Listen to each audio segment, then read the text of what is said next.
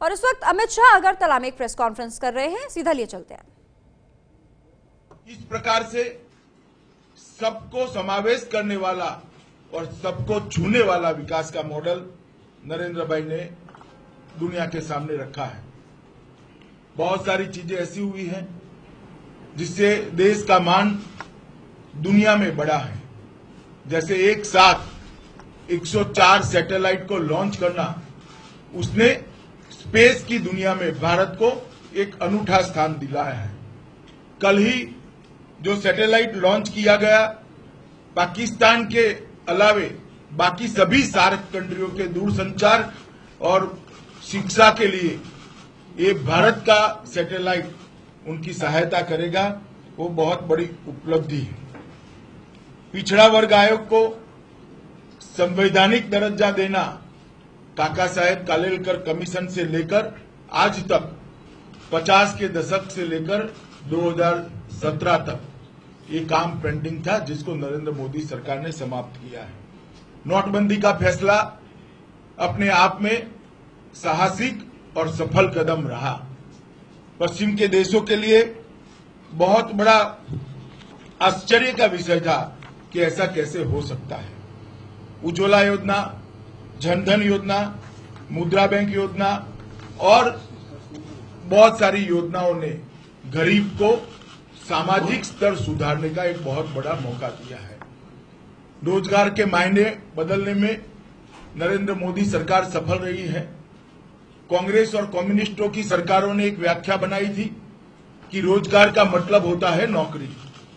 नरेंद्र मोदी सरकार ने लगभग 7 करोड़ युवाओं को मुद्रा बैंक के माध्यम से स्वरोजगारी के लिए, सेल्फ एम्प्लॉयमेंट के लिए लोन देकर बहुत बड़ा कदम उठाया है। और मैं मानता हूं कि इतने बड़े देश में बेरोजगारी का यही एक सही विकल्प है।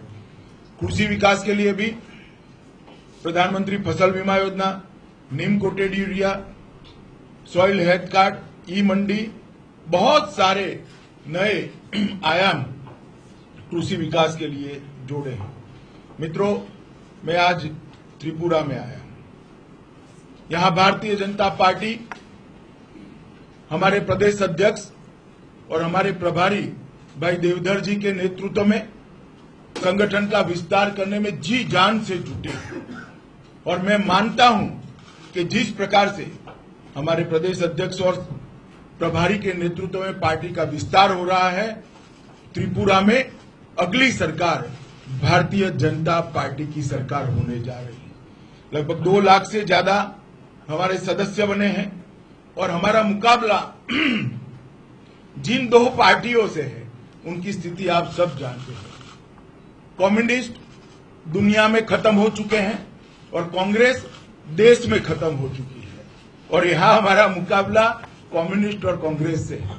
मुझे पूरी आशा है कि त्रिपुरा की जनता भी देश और दुनिया के साथ कदम ताल करते हुए भारतीय जनता पार्टी की सरकार यहां पर बनाएगी। मित्रों, जहां तक त्रिपुरा का सवाल है, भारतीय जनता पार्टी की नरेंद्र मोदी सरकार ने त्रिपुरा के लिए बहुत बड़े बड़े काम किए हैं। पहले 13th फाइनेंस कमीशन में जो यूपीए के समय का कालखंड का द्योतक है, उसमें सेंट्रल टैक्स में शेयर त्रिपुरा का 7,283 करोड़ था, 7,283 करोड़।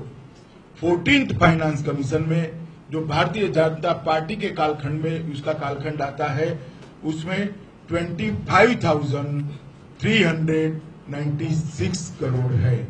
मतलब लगभग 3.5 गुना बढ़ोतरी भारतीय जनता पार्टी के सरकार के समय में हुई है।